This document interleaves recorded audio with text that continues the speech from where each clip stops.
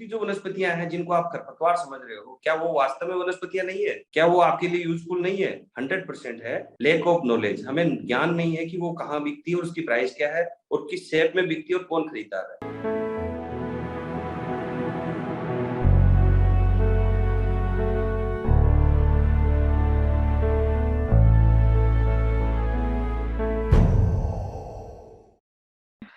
नमस्कार दोस्तों, आपका बहुत बहुत स्वागत है हमारे चैनल में।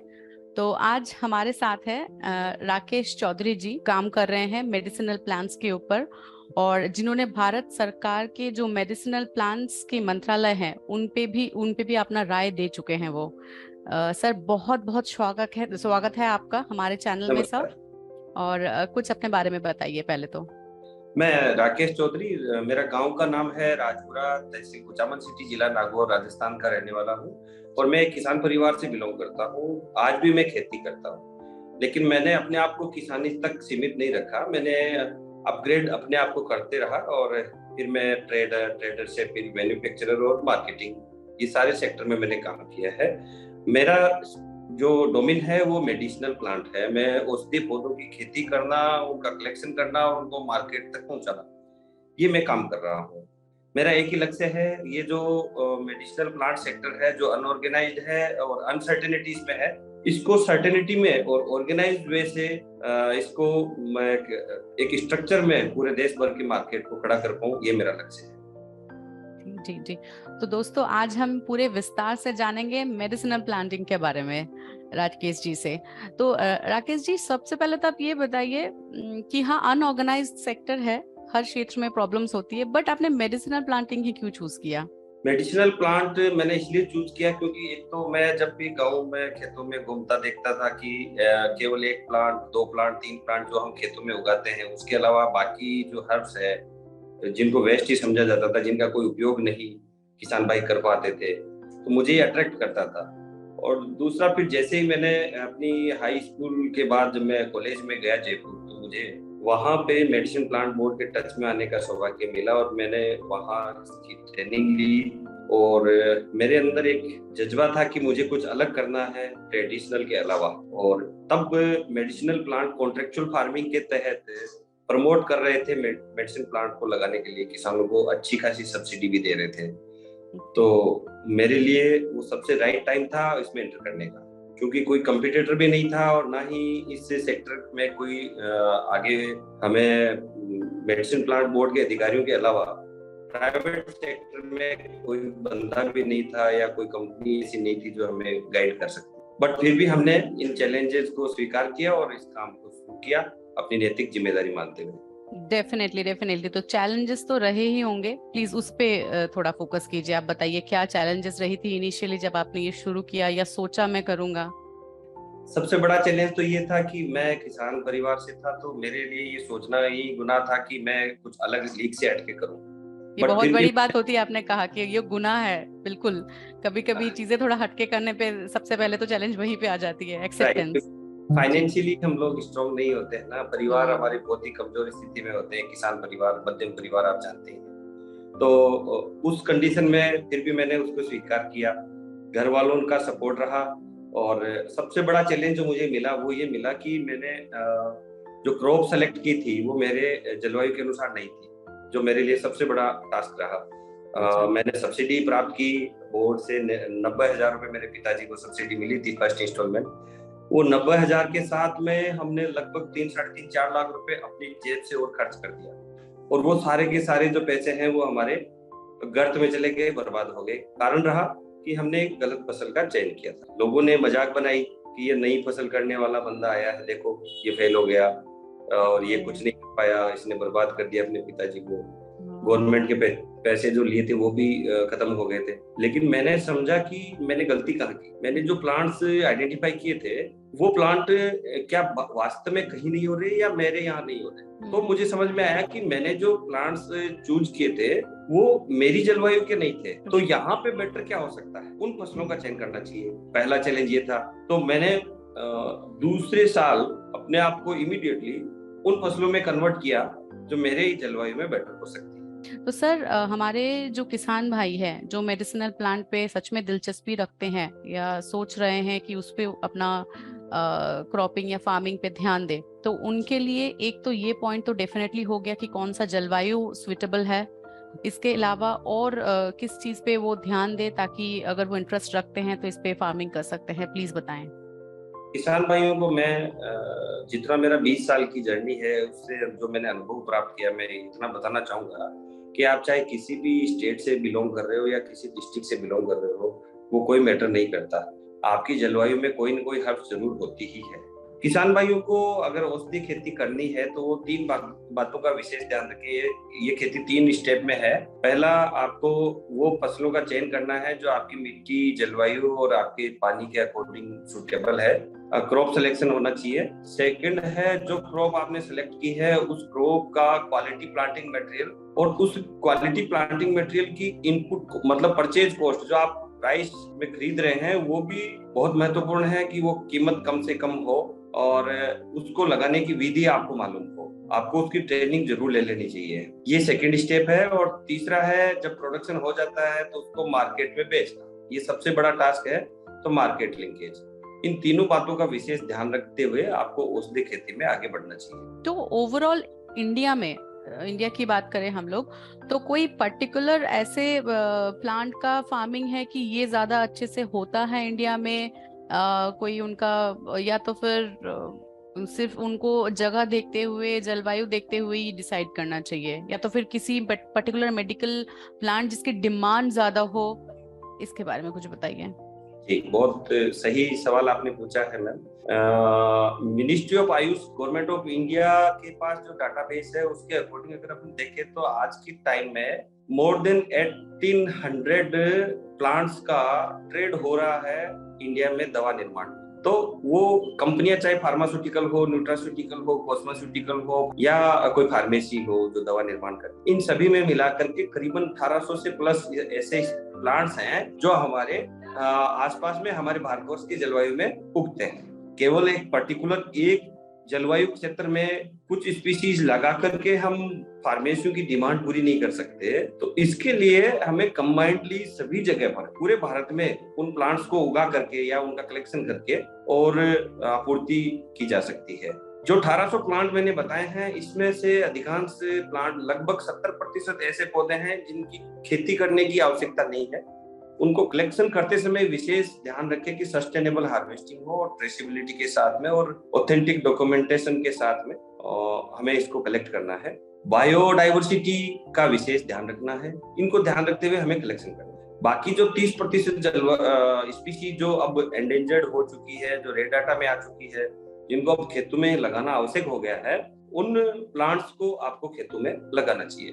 बट वो प्लांट आपकी जलवायु का है या नहीं, ये पता करने के लिए आपको आपके स्टेट में स्टेट मेडिसिन प्लांट बोर्ड बने हुए हैं, साथ ही रीजनल कम फैसिलिटेशन सेंटर बने हुए हैं। जो NMPB, जो नेशनल मेडिसिन प्लांट बोर्ड है, उसकी एक्सटेंशन विंग है, वो प्रत्येक स्टेट में रीजनल वाइज बनी हुई है। आप वहां बात कर सकते हैं, वहां पता कर सकते हैं। इसके अलावा CSIR के बहुत सारे इंस्टीट्यूट हैं जिनके साथ हमारा MOU है, उनसे आप बात करके और पता कर सकते हैं कि कौन से प्लांट्स आप अपने एरिया में उन लगा सकते हो। साथ ही साथ विनायक हर्बल भी इसमें आपकी सपोर्ट करती है। आप विनायक हर्बल से कनेक्ट करके और ये पता कर सकते हैं कि आपके क्षेत्र विशेष में कौन से प्लांट्स को आप लगा सकते हैं। तो इसके साथ मेरे दिमाग में अभी ये एक क्वेश्चन आ गया कि सर अभी आपने कहा कि ट्रेनिंग अच्छे से होनी चाहिए, तो इन संस्थाओं से या ट्रेनिंग कहाँ से ले? National medicine plant board IEC material provide कराता है और ट्रेनिंग प्रोग्राम भी कंडक्ट करवाते रहते हैं। बायोसेलर मीट भी होती है, आयुष मेले होते हैं, एक्सपो भी होते हैं, वहां पे भी किसान B2B और B2C कई तरह के ऐसे कार्यक्रम कंडक्ट होते हैं। इसके साथ में स्टेट मेडिसिन प्लांट बोर्ड और RCFC भी ट्रेनिंग प्रोग्राम कंटिन्यूस कराते रहते हैं, तो किसान भाई वहां जाकर के ट्रेनिंग ले सकते हैं। इसके अलावा बहुत सारी ऐसी प्राइवेट एजेंसियां हैं जो ट्रेनिंग देती है। तो सर अगला सवाल मेरा ये रहेगा सर, मेडिसिन प्लांट की खेती के लिए या प्रोडक्शन के लिए कोई लाइसेंस की जरूरत होती है और उसके कुछ रूल्स रेगुलेशंस होते हैं, ये बताइए। नेशनल मेडिसिन प्लांट बोर्ड द्वारा इसकी एग्रो टेक्निक डेवलप की गई है कि आप कैसे प्लांट्स को लगा सकते हैं और कौन कौन से प्लांट्स को लगा सकते हैं। उसके लिए गवर्नमेंट द्वारा सब्सिडाइज भी किया जाता है, किसानों को सब्सिडी दी जाती है। वो प्लांट्स की संख्या लगभग 140 है, 140 प्लांट हैं जिनको subsidy national medicine plant board द्वारा असिस्टेंस दी जाती है। इनकी खेती के लिए किसी भी तरह की कोई लाइसेंस की आवश्यकता नहीं है, ट्रेनिंग जरूर लेनी है, और साथ में आप किसी भी प्लांट्स को लगाते हैं तो उसकी गिरदावरी आप जरूर करवाएं, आप संबंधित विभाग को उसकी सूचना जरूर करें। तो चलिए अब बात करते हैं कि फार्मिंग के दौरान कौन सी समस्याओं का सामना करना पड़ता है, जैसे कि कौन से फर्टिलाइजर्स होते हैं वो यूज कर सकते हैं, दूसरा कौन सी प्रॉब्लम्स प्लांट्स को भी होती है, जैसे कि कोई उसमें बीमारी होती है या कुछ जैसे कीट हो जाते हैं, पतंग लग जाते हैं, कुछ ऐसा भी प्रॉब्लम्स होता है मेडिसिनल प्लांट के क्षेत्र में भी? नहीं, मेडिसिनल प्लांट में अधिकांश प्लांट्स में देखा गया है कि ऐसी कोई समस्या नहीं आती है। ओके। फिर भी अगर कुछ प्लांट जैसे सफेद मूंगफली की फसल है या एलोवेरा में दाग फंगल अटैक हो जाता है, ऐसी कई बार ऐसी समस्याएं देखने को मिली है, जड़ गलन रोग होता है, तो उसमें आप बायोफंगिसाइड या बायोपेस्टिसाइड ही उपयोग करें, क्योंकि मेडिसिनल प्लांट में आप किसी भी तरह का पेस्टिसाइड का उपयोग, केमिकल का उपयोग नहीं कर सकते, वर्जित है। औषधीय दवा निर्माण में काम में आने वाली है। खेती करते समय आप अपने खेत में पानी की व्यवस्था सुनिश्चित करें और खेत की बाउंड्री प्रॉपर हो, और साथ में ऑर्गेनिक सर्टिफिकेशन के लिए आप अप्लाई करें। आगे आने वाला समय जैविक खेती का है और ऑर्गेनिक खेती का है। इस बार बजट में आपने देखा होगा कि करीब 1 करोड़ किसानों को जैविक खेती करवाने का लक्ष्य लिया है, तो हमें जैविक खेती की तरफ प्रमोट होना है। एनपीओपी और एनओपी सर्टिफिकेशन लेकर के अपने प्रोडक्ट को इंटरनेशनल मार्केट तक पहुंचाना है, ये हमें लक्ष्य लेकर के चलना चाहिए। ओके। और कौन से उर्वरक है वो जो यूज कर सकते हैं? कंपनी विशेष का नाम अभी मैं नहीं बता सकता, मुझे कुछ इसके बारे में बताने की आवश्यकता नहीं है। वो जो बीमारी है उसके अकॉर्डिंग जो सुटेबल हो, जो आप विशेषज्ञ से चर्चा करके राय लेकर के ही करें। तो सर, जो परंपरागत खेती होती है या फसल उगाते हैं, तो उसके कंपैरिजन में मेडिसिनल प्लांट की फार्मिंग करना या खेती करना, या कह लीजिए आप कह रहे हैं कि कलेक्शंस काफी सारे प्लांट से जिससे कलेक्शन से ही हो जाएगा, तो कितना फायदेमंद रहता है अगर हम कंपैरिजन पे आए तो?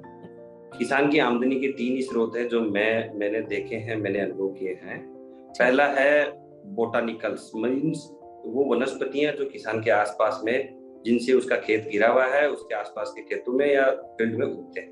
दूसरा है जीव जंतु धन, लाइव स्टॉक, मीन्स सेरिकल्चर, जैसे कोई बी फार्मिंग करता है, कोई पिग फार्मिंग करता है, कोई घोड़े पालता है तो कोई गाय पालता है, कोई बकरी पालता है तो कोई भेड़ पालता है। ये किसान की आमदनी के स्रोत है, नंबर 2। और तीसरा है नेचुरल रिसोर्सेज, प्राकृतिक तौर पर किसान के खेत में जो भी प्रकृति के द्वारा दिए गए नेचुरल रिसोर्सेज हैं, जैसे कि सनलाइट है, पवन ऊर्जा है, पानी से क्या वो इनकम प्राप्त कर सकता है, राज्य सरकार द्वारा उसको जुताई और खेत बुआई के लिए जितनी लेवल की जमीन उसको उपलब्ध है, उसमें वो क्या कर सकता है, ये सब उसकी इनकम के स्रोत हो सकते हैं।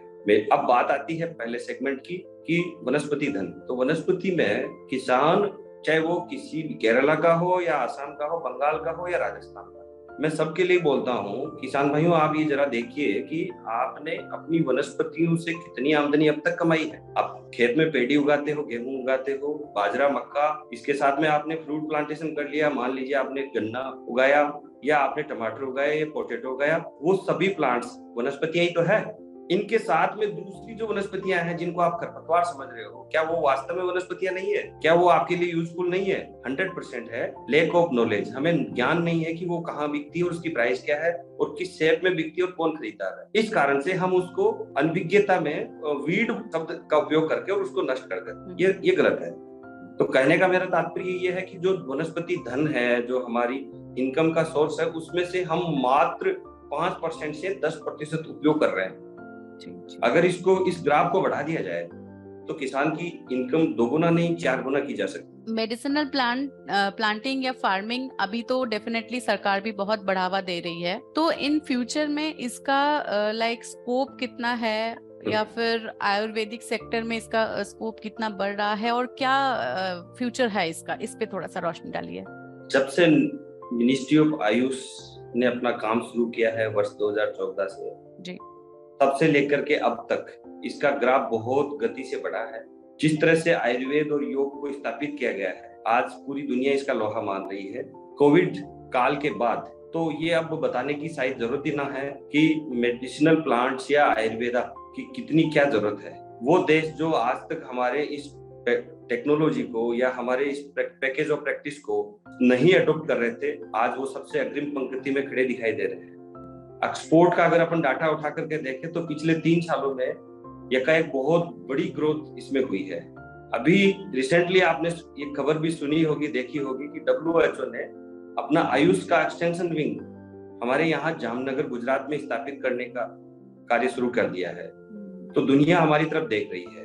अब हमारी एक जिम्मेदारी बनती है कि पूरी दुनिया को, जिस तरह से हमने अब तक सनातन संस्कृति को ध्यान में साथ रखते हुए आयुर्वेदा में हम विश्व गुरु रहे हैं, तो इसी विश्व गुरु की छवि को बरकरार रखते हुए नैतिक जिम्मेदारी रखें और हम क्वालिटी का मटेरियल प्रोड्यूस करके और दुनिया की सेवा करें। इसमें आने वाले समय में इसकी जो एक्सपोर्ट वैल्यू है वो करीबन 10 गुना बढ़ने वाली है अगले 5 सालों में, ऐसा मेरा मानना है। फार्मिंग बहुत लोग करते हैं, सभी करते होंगे, मेडिसिनल प्लांटिंग या फार्मिंग। आपका मुझे लगता है कि जो आपने सफलता हासिल किया है, या अभी जैसे आपने कहा कि प्रॉब्लम था, यू टर्न ले लिया, एक तो आपने ढूंढा कि वजह क्या थी, और दूसरी चीज है आपकी नियत। आपने सच में ऐसा सोचा था कि नहीं, एक नैतिकता आती है इसमें और मेडिसिनल प्लांट का सच में फायदा उठाया जा सकता है, ये क्यों नहीं। और जैसे आपने आयुर्वेद के बारे में इतना आप नॉलेज रखते हैं, और पीछे भी हमारे इंडिया में सच में आयुर्वेदा इतना स्ट्रांग रह चुका है, तो ये डेफिनेटली एक बहुत बड़ी वजह होगी सर आपकी सफलता के लिए। मैं अभी अपने आप को सफल नहीं मानता हूँ। अभी मेरी यात्रा और आगे है, लक्ष्य और आगे है। बिल्कुल बिल्कुल। तो अभी अगर आप अपने इस बात पे, अगर आप अपने फ्यूचर प्लानिंग के बारे में आप बात करें तो आप उस पे बताइए सर। मैंने सबसे पहले शुरुआत अपनी फ्यूचर प्लानिंग से की थी, अनऑर्गेनाइज सेक्टर और अनसर्टेनिटी को सर्टेनिटी में कन्वर्ट करना, और आयुर्वेदा में भारत को विश्व गुरु जो है वो ताज भारत के सर पे रहे, ये मेरा दृढ़ संकल्प है। जी बिल्कुल, बहुत बहुत शुभकामनाएं, और टूल्स विला के पूरे टीम की तरफ से आपको पूरी शुभकामनाएं सर। आप बिल्कुल उसी डायरेक्शन में आप रहिए और आपको बिल्कुल उसी तरीके से आपको सफलता मिले। जब आप अगली बार हम आपसे बात करेंगे तब आप बोल सके कि हाँ, मैं अब मान रहा हूँ अपने आप को, सफलता मुझे हासिल हुई है। मैं यही आशा करूंगी पूरे टीम की तरफ से सर। और बहुत बहुत धन्यवाद। मुझे मेरे भारत के किसान भाइयों से अगर सहयोग ऐसे ही मिलता रहा तो निश्चित तौर पे मैं बहुत जल्दी ही उस मुकाम तक भी पहुंचूंगा, और आपके चैनल के थ्रू मैं सबको बताऊंगा। धन्यवाद। जी, धन्यवाद सर, धन्यवाद, बहुत बहुत शुक्रिया आपका।